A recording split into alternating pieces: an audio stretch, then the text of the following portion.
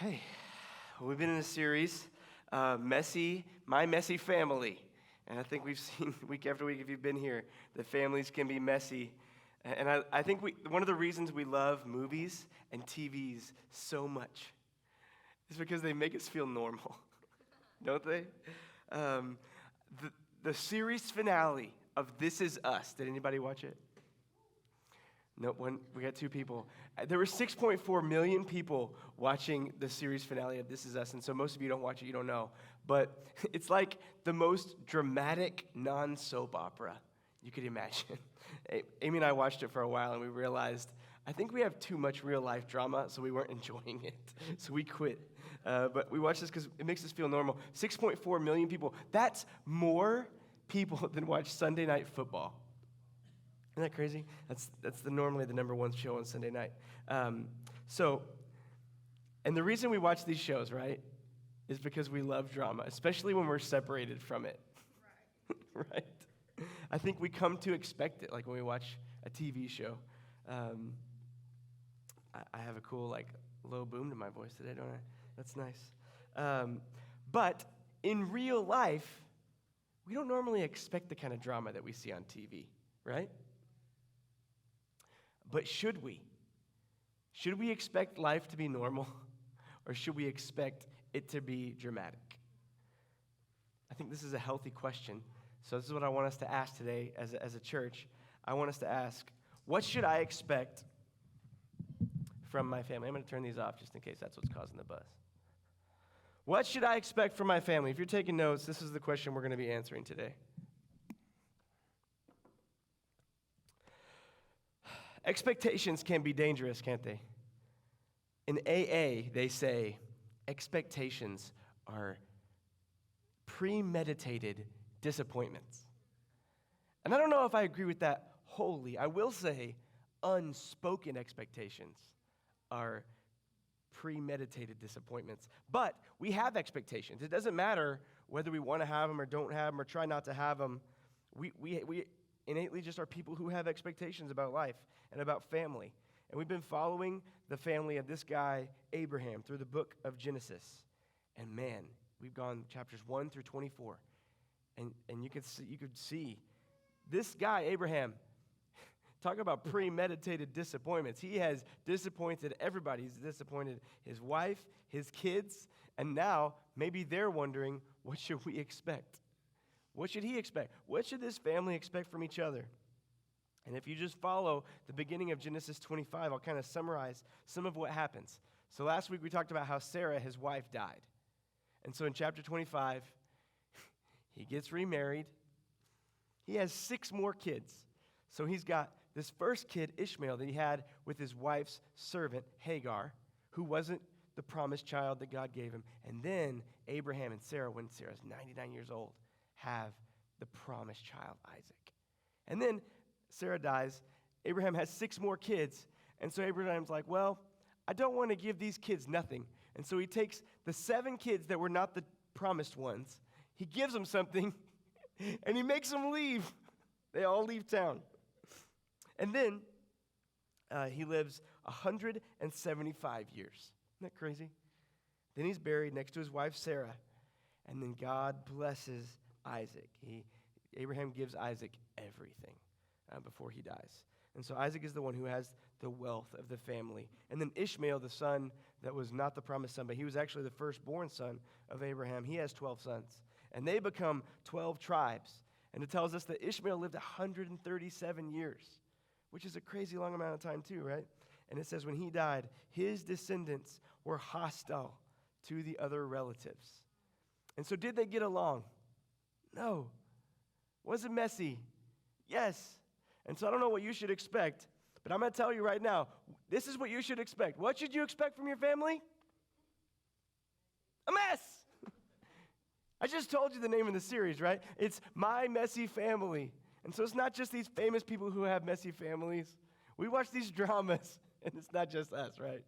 And actually, I think there's 3 things that this story shows us that we should expect from our family. But the first thing is a mess. We should expect it to be messy. If you do not have a messy family, I would say you're either in denial or you're in denial. Or I guess maybe you're a unicorn. I don't know. But I would like to shake your hand if you don't have a messy family, because families have this tension, don't they? Cheating, lying, deception. We have gossip, pride, guilt, and shame.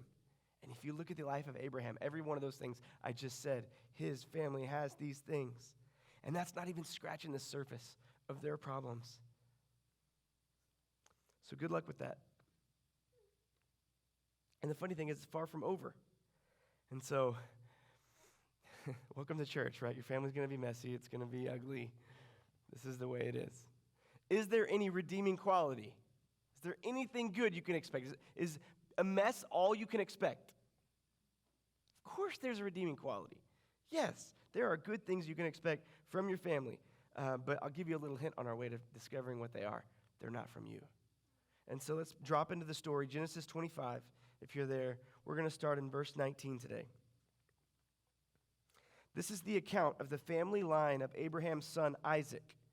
Abraham became the father of Isaac, and Isaac was 40 years old when he married Rebekah, daughter of Bethuel, the Aramean, from Padan Aram, and the sister of Laban the Aramean.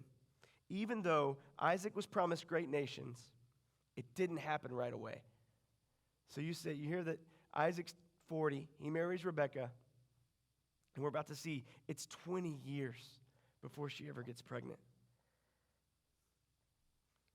That's hard, right? Can you imagine being Isaac and Rebekah like, we know we have this promise from God that the nations are going to come from us, that we're going to be a blessing and that we're going to be blessed. It doesn't make sense that it takes 20 years. Either it doesn't make sense or God is trying to communicate something through the story. And I love this because not only can you expect a mess from your family, you can expect that even in the messiest of situations, God's promise comes. And so they had to wait 20 years for it. And I think there was purpose in that waiting. It comes. What God says, He will do. And sometimes I think the reason it takes so much longer than we want it to take is because He wants to show us that you can't make it happen. But you can expect. You can take that to the bank. What God says He will do. And I don't care how crazy His promise is. Because here's the thing about God's promise. They usually are supernatural. Our God does miracles, y'all. If it's from you, it's not God's promise. This is one expectation you can hold on to. That God's promise works in the messiest of situations, in the messiest of families. And it's not usually instantaneous. It comes through waiting, and it comes through prayer. It's never automatic. And even though Isaac had been promised that he would become a nation of many, he had the same problem as his dad. If you go back to the story of Abraham, he couldn't have a kid. He was 100 years old. Didn't come easily. And so what did Isaac do? We can follow. We can take a lesson from this. Isaac prayed. Verse 21. Isaac prayed to the Lord on behalf of his wife because she was childless. The Lord answered his prayer, and his wife Rebekah became pregnant. The babies jostled each other within her. And she said, "Why is this happening to me?" So she went to inquire of the Lord. I love that we can follow Isaac's prayer. Maybe it took 20 years because he had never prayed and asked God. He just had this expectation. But you can expect that God will do it. And when he prayed is when God did it. Isn't that beautiful? And so in verse 22, Rebekah becomes pregnant. And it was a difficult pregnancy. Anybody here ever had a friend or a family member that had a difficult pregnancy? It says these babies were wrestling inside her. And so she asks a question that we all ask sometimes. Why is this happening to me? I asked it this morning. I'm like, God, I'm supposed to talk to these people for half an hour, but my voice sounds like I'm half dead. Why is this happening to me? And so this is much more serious of a situation than my hoarse voice. But if you ask this question, why is this happening to me? If you want to find the answer, stop looking at your situation. If you want to find the answer for why is this happening to me, you've got to zoom out. You've got to reframe. think about the world, not just you. Because when we think about the world that we live in, it's not just you that's not okay. All of us, we are not okay. The world is not okay. It is broken. You don't have to look far to see that this world is broken. Humanity, our natural state is fallen. God made us. He made us perfect. And then we took a step, and our first step was messing up. That's Adam and Eve. We read the story a few weeks ago. They only had one rule. You had one job, right? Don't eat that fruit. And what did they do? They ate the fruit. And no one even had access to the fruit after them. But we kept making mistakes, and we kept going against what God said. Every single generation of humanity. And the funny thing is, our sin, this thing that we want, that we go after, that's what's destroying us. It's what's causing conflict. If you are someone who believes that God causes conflict, hardship, pain, that's not how it works. God made the world perfect. Humanity messed it up. We are the ones who hurt each other. And then, if we're really honest, we are the ones who hurt ourselves. Our default way to behave is to hurt others and then just to self-destruct. Isn't this tough? Because every choice has consequences, and it affects our families and ourselves. And when you get to a place where you don't understand why, just like Rebecca, she was like, why? Why is there this conflict in my tummy? The answer is that the world has fallen. And there is conflict in the world, not because of God, but because of us. But don't lose hope. Because there will be a day when every wrong will be made right. There will be no more sorrow, no more pain. And it's because of Jesus.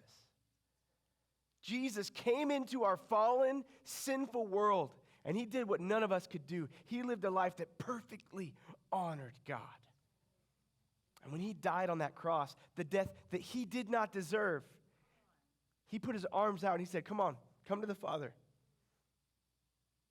Even in the messiest of situations, God's promise comes to pass. And you see that through Jesus. Revelation 21:5, it's kind of a picture of the future in heaven. Jesus says, behold, I am making all things new. And if you look really closely, you don't just see the fallen nature of the world. You start to see some of the redemptive restoration that Jesus is bringing, even here and now. And even in the messiest of your family and your situation, Jesus is already saying, come on, watch me work. He's already working. He's already restoring your life. And if he hasn't yet, he will. It's a promise. He will make things new in your life. That's why we love to say, what's the thing that I got behind me right now? Keep looking up. Keep looking up. Because what you see in front of you, it's kind of the broken nature of the world, isn't it? You can't see the spiritual realm with your eyes. One day you will, but today you can't. But it's more real than you or me. Our church named The Hills. It comes from Psalm 121, and that's where we get this phrase, keep looking up. It says, I lift my eyes up to the hills. Where does my help come from? My help comes from the Lord, the maker of heaven and earth. He will not let your foot slip. He who watches over you will not slumber. Indeed, he who watches over Israel will neither slumber nor sleep.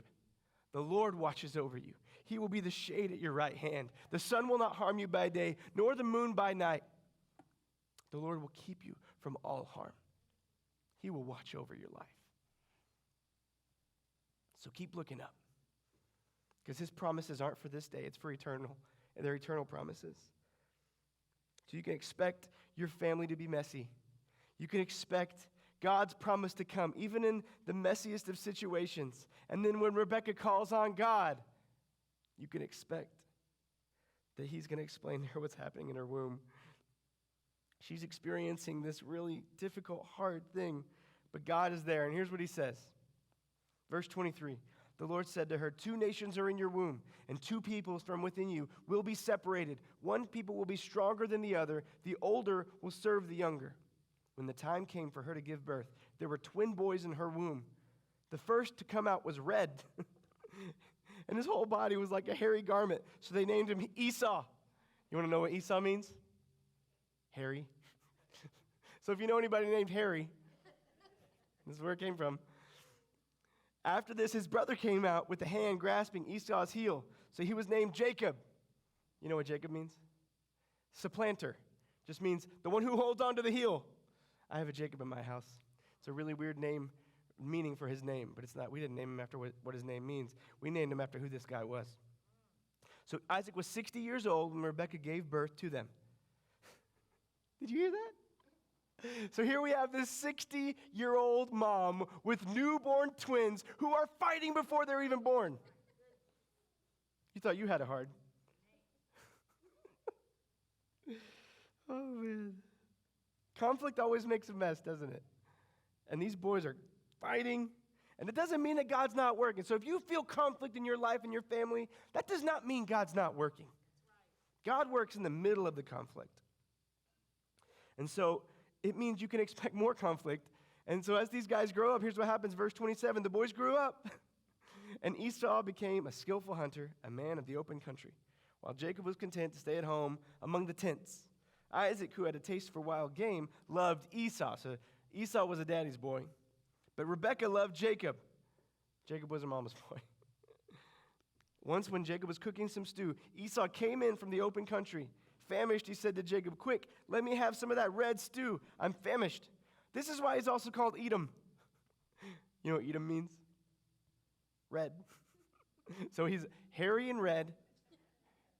Those are his names. So if you hear about the Edomites, these are Jacob's people. He's after the red stuff, you know. Verse 31, Jacob replied, first sell me your birthright. Look, I am about to die. Esau said, what good is a birthright to me? Isn't he being an idiot right here? I'm about to die. What good is a birthright to me? But Jacob said, swear to me first. So he swore an oath to him, selling his birthright to Jacob. Then Jacob gave Esau some bread and some lentil stew. He ate and he drank, and then got up and left. So Esau despised his birthright. And here we find the truth about expectations. They come from us. It's like a hunger within us. Your hunger determines your expectations. You get to decide where your focus goes in life.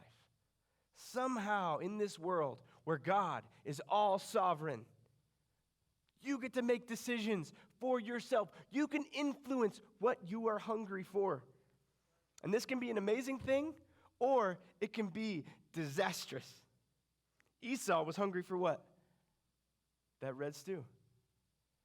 And Jacob was hungry for the birthright. Birthright wasn't just, first of all, it meant that he would get a double inheritance from his dad. So he wasn't just thinking about now, he was thinking about the future. And even beyond just the future of his inheritance, a birthright makes you the judge of your siblings. And more than anything, it comes with it the blessing from God. And that's exactly what Jacob was hungry for. If you fast forward, you see that eventually Esau builds an entire kingdom, 12 sons, 12 tribes.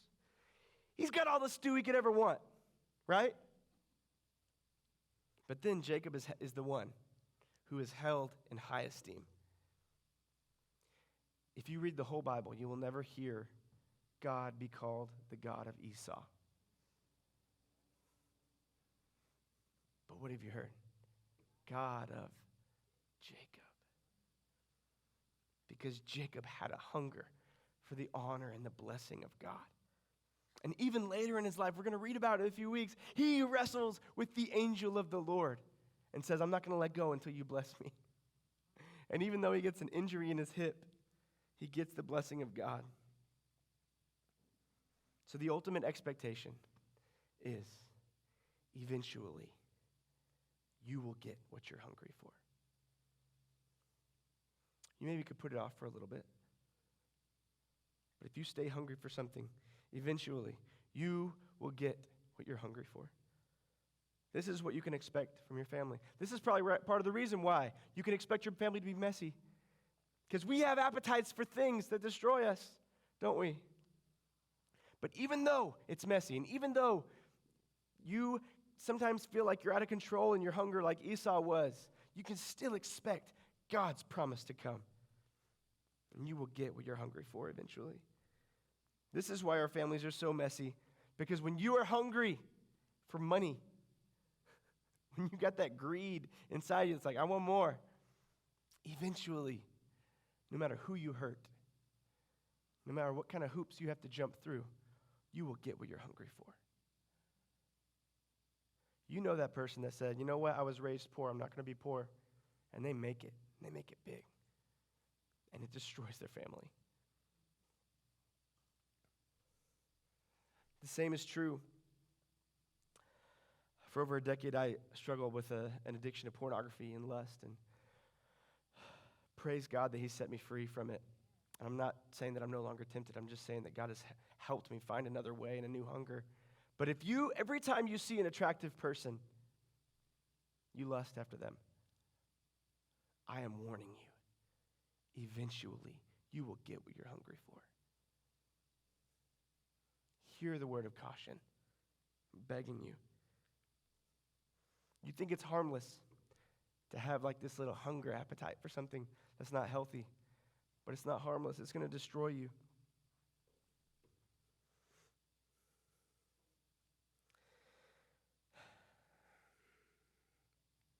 We eat at McDonald's, my family.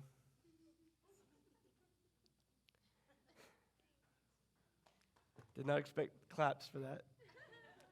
Amy hates McDonald's. I don't really like it either. I'm never hungry for McDonald's. Do you know why we eat at McDonald's? Because my kids are hungry for McDonald's. And they don't even drive my car. They don't even have my wallet. But eventually, they get what they're hungry for, don't they?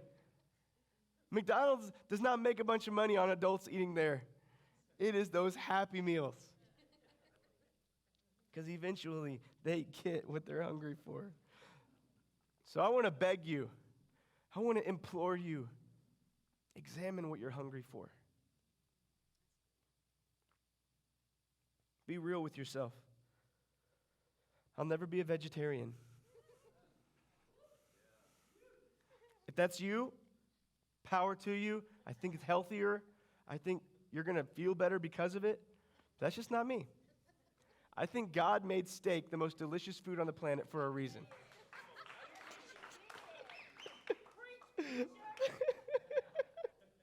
When we go to a steakhouse, I don't even see the other food on the menu. And psychologists actually have put words to this. They have a theory called impact bias. And it takes a small appetite and magnifies it out of proportion. So I'm feeling steak, baby. And then there's another thing that works with impact bias.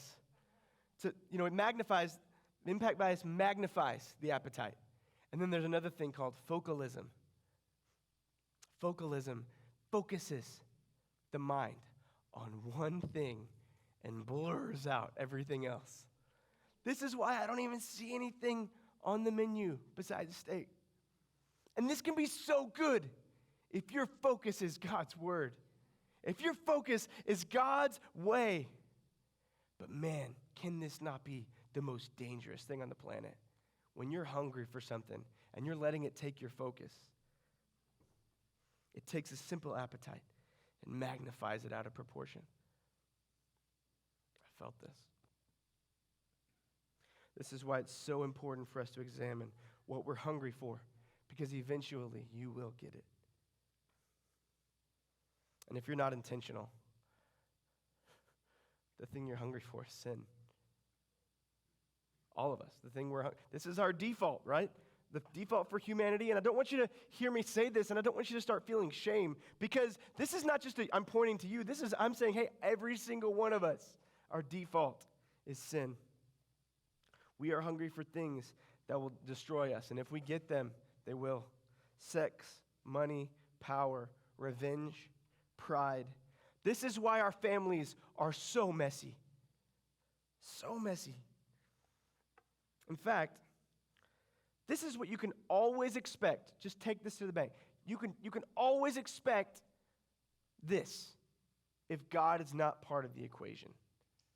So I want to tell you, if you have a family member that does not follow the ways of Jesus, stop expecting them to act like Jesus. Just expect it. And maybe you'll be like pleasantly surprised when they don't destroy everything. But most of the time you'll be right. And you don't have to resent them because of it, but this is what we can expect. Conflict, messiness, sin, despair. This is par for the course. Expect your family to be messy. Expect God's promise will come. And expect that you will get what you're hungry for. And even if it destroys you, expect that you'll get what you're hungry for. But sin is not the only option. You don't just have an appetite for sin. You have the capability to have an appetite that's different. This is why we love Jesus. Because Jesus always gives us a true and better way than the world. He says this in Matthew 5:6. Blessed are those who hunger and thirst for righteousness. Hey guys. Blessed are those who hunger and thirst for righteousness. That word righteousness is a Greek word in the original translation, and it's the word is diakosune, and it means to be made righteous, not just in your actions, but in your relationships. And this word righteousness, we don't say it a lot, do we? Out in the world. We don't say it a lot because it's not politically correct. Because if righteousness is real, it means you could be wrong, and I could be wrong. But I believe when Jesus says hunger and thirst for righteousness, he's not talking about your righteousness or my righteousness. It's so much deeper than that because God's way is right. And it is a myth that you can live up to God's way. I used to lie about my height on my driver's license. Anybody else do this? I thought eventually I would get to 6 foot. But I can confess now I will never be 6 foot. So my last driver's license, I told them, I'm 5'11". I'll never be 6 foot. And you will never live out perfect righteousness. It's just a fact. If you're banking on your righteousness, you are destined to fail. But the cool thing is, when you encounter God, you see what true righteousness is. That's why that person that says, I'm a good person, I got this, I can earn it, they have never really encountered God. Because if you have truly encountered God, you do what the prophet Isaiah said. You say, woe is me, I am a man of unclean lips. Not just me, but all of us. We will never measure up. But we have good news from Jesus, don't we? 2 Corinthians 5:21 says this, God made him who knew no sin to become sin for us, so that through him we might become the righteousness of God. And when you encounter God, you realize the huge chasm between you and God's righteousness. And then Jesus says, I got you. And he covers you. And you get to have his righteousness. And you get to start saying, hey, I'm hungry for this. And then you get to start walking in that righteousness that he gives. And you'll never be perfect, but you get to be more and more like Jesus the more you follow him. That's why I want to be hungry for the righteousness of Jesus. I don't want to be hungry for sex. I don't want to be hungry for money. I want to be hungry for Jesus. Because eventually you get what you're hungry for. I want us to be a people who hunger for things beyond this world. Because nothing in this world will satisfy us. And you might spend the rest of your life trying to find something that'll satisfy you, but I promise you never will. The most rich, famous people in the world are the least satisfied. The Prince of Preachers, Charles Spurgeon, said this in the 1800s about a man who finds this secret of hungering and thirsting for Jesus' righteousness. He says, the man who lives this out, having ceased to hunger and thirst after this world, he is the man to hunger and thirst after another and a better one. having said farewell to these gross and perishing things, he is the man to throw the whole intensity of his nature into the pursuit of that which is heavenly and eternal, which is here described as righteousness. Man must first of all be cured of all of his ardor for earthly pursuits before he can feel further for heavenly ones. This is the hunger that Jacob had. He valued the blessing of God over everything else. And later in his life, God changed his name. God said, this is an example of what I want my people to be. He said, my people will forever be known by your name for thousands of years, and even to this day, the people of God are called his name, Israel.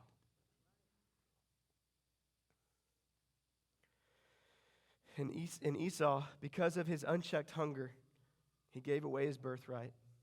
Next week we'll learn he gave away his blessing. He got his blessing stolen for a bowl of stew. And because of his terrible mistake, his descendants became enemies of Israel. The Edomites, the red ones. It got messier and messier, as we'll find out. But God's promise prevailed. And it does even to this day. So here's what you can expect. Expect your family will be messy. Expect that God's promise will prevail even in the messiest of situations. And ultimately expect that you will get eventually. You will get what you're hungry for. Let's pray.